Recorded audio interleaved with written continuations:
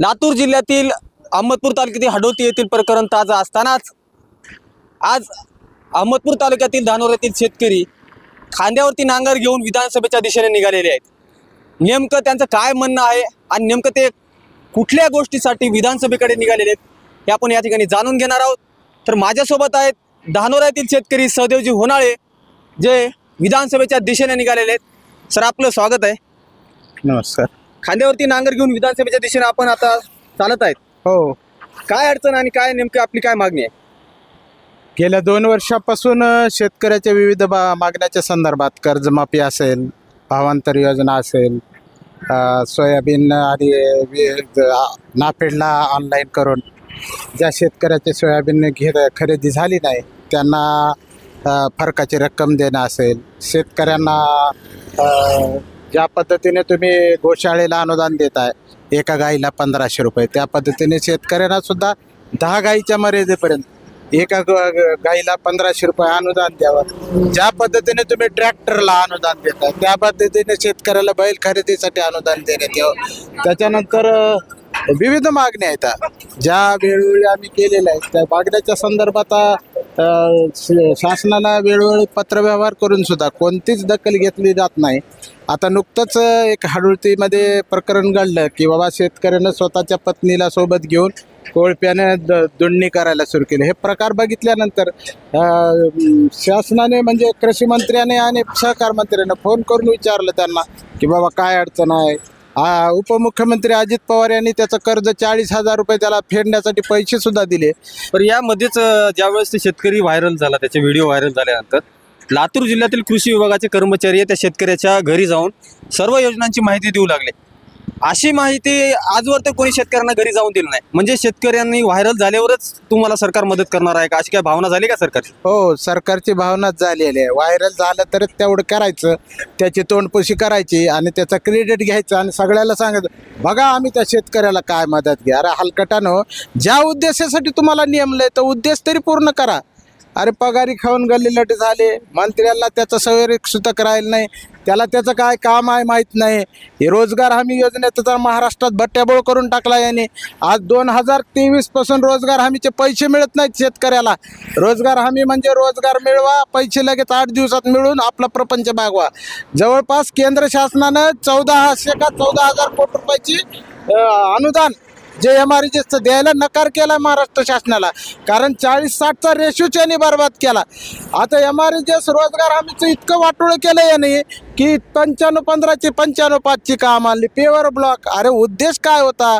रोजगार हमीचा उद्देश हा होता की शेतीला म्हणजे शेतकऱ्याला त्या शेतीच्या उत्पन्नात वाढ व्हावी आणि गरिबीतून बाहेर काढावं, याच्यासाठी तो उद्देश होता. ह्यांनी पार त्याचं वाटोळं करून टाकलेलं आहे. आज घडीला बघा आता रस्त्याचे पेवर ब्लॉकचे सगळ्याचे पैसे निघून गेले, पण शेतकऱ्याचे विहिरीचे पैसे मिळत नाहीत, शेतकऱ्याचे गायगोट्याचे पैसे मिळत नाहीत, शेतकऱ्याच्या जेवढ्या योजना आहेत त्याचे पैसे 2023 पासून पेंडिंग आहेत. विहिरीचा विषय काढला. विहिरीचे खोदकाम करण्यासाठी बऱ्याच शेतकऱ्यांनी खाजगी सावकाराकडून कर्ज घेतलेले आहेत.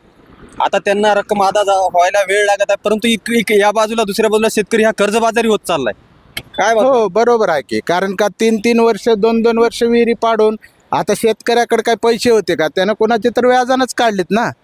मग तो व्याजाचा बोजा वाढत चाललाय. पर्याय ना त्याला त्या शेतीच्या बदल्यामध्ये जमीन विकायची वेळ आली, घरादारावर बोजा वाढलाय. आता तुम्ही शेतकऱ्याला कर्ज देतंय म्हणते शासन, का देतंय? तुमचा जो KCCचा तो फुल फॉर्म जो आहे त्याच्या पद्धतीने तुम्ही वागताय का?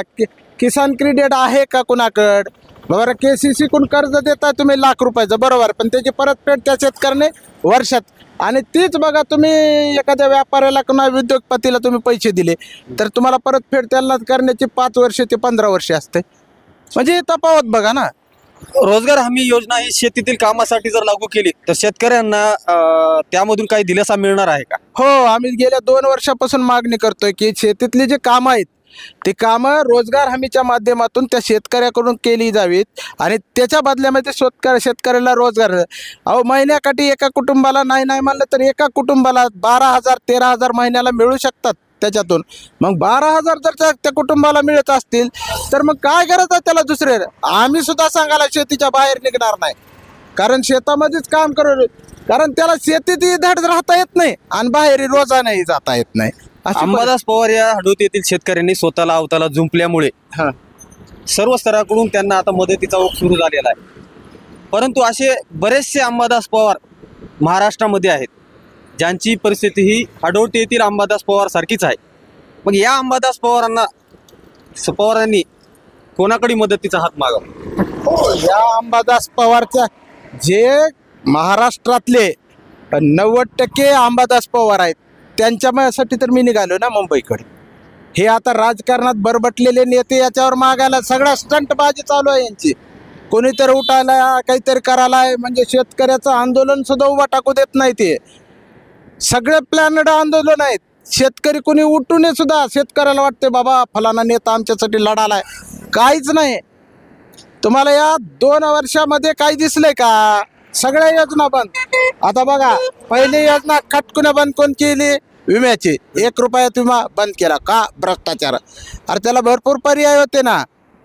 1 रुपयाचा विमा, बरं विमा बंद केला 1 रुपयाचा, मान्य आहे चला. त्याच्यानंतर त्याचे ट्रिगर सुद्धा बंद केले. म्हणजे मध्यंतरीच्या काळामध्ये जर नुकसान झालं विमा मिळणार नाही, त्याच्यानंतर तुमचं 25% सुद्धा मिळणार नाही. काहीच नाही. काय मिळणार आहे ते शेवटला उत्पन्नाच्या आधारे. उत्पादन खर्चावर 50% नफा शेतकऱ्यांना दिला पाहिजे असं 2006 साली डॉक्टर स्वामीनाथन यांनी केंद्रीय सरकारला शिफारस केली होती. त्याबरोबरच बऱ्याचशा बाबी देखील त्यांनी शिफारस केल्या होत्या. परंतु आजपर्यंत शेतकऱ्यांना हमीभाव मिळाला नाही. आणि जो जाहीर झालेला हमीभाव असतो त्याला कुठलंही कायद्याचं प्रोटेक्शन नाही. कारण ह्यापेक्षा जर कमी खरेदी केली तर त्या व्यक्तीला काहीतरी कायद्याचे बंधन असलं पाहिजेत. असं कुठलीही शेतकऱ्याच्या बाबतीत कुठला कायदा नाही. तर आपण या बाबतीत काय सांगणार आहेत? स्वामीनाथन आयोगाने स्वामीनाथन आयोग मांडला.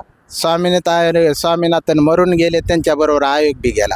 हे सरकारच ते इथं या ठिकाणी आलं तर होतं का स्वामीनाथन आयोग आम्ही लागू करणार, शेतकऱ्याचं भलं करणार, ओबीसीचं भलं करणार. कोणाचं भलं केलं हो? ह्यांना फक्त सत्ता पाहिजे होती. आता ती सत्ता मिळवली आहे. आणि आता ईव्हीएम आणि पैशाच्या जीवावर हे कोणालाच सुधरू देणार नाहीत. तुम्ही म्हणाल तुम्हाला सुधरू देणार वाटणार निघाला काय? कसा आहे? लढणं हा माणसाचा धर्म आहे, म्हणून आम्ही लढत राहणार. शेवटी होईल ते होईल. तर हे होते अहमदपूर तालुक्यातील शेतकरी सहदेवजी होनाळे, जे गेल्या 2 वर्षापासून सतत शेतकऱ्यांच्या प्रश्नावर तालुक्यामध्ये आवाज उठवत आहेत. आणि आज ते शेतकऱ्यांचे प्रश्न घेऊन खांद्यावर नांगर घेऊन विधानसभेच्या दिशेने निघालेले. पाहूयात मराठवाड्यातील शेतकऱ्यावर जे कृत्रिम समस्या आलेल्या आहेत त्या समस्या हे सरकार दूर करतं का? आणि मराठवाड्यातील शेतकऱ्यांच्या बाबतीत काहीतरी धोरणात्मक शाश्वत निर्णय घेऊन मराठवाड्यातील शेतकऱ्यांसाठी हे देवेंद्र फडणवीस सरकार काही निर्णय घेतं का? आणि या शेतकऱ्यांच्या अडचणी दूर करतं का? पाहत राहा लोकशाही भारत न्यूज. मी संतोष रेड्डी, अहमदपूर, जिल्हा लातूर.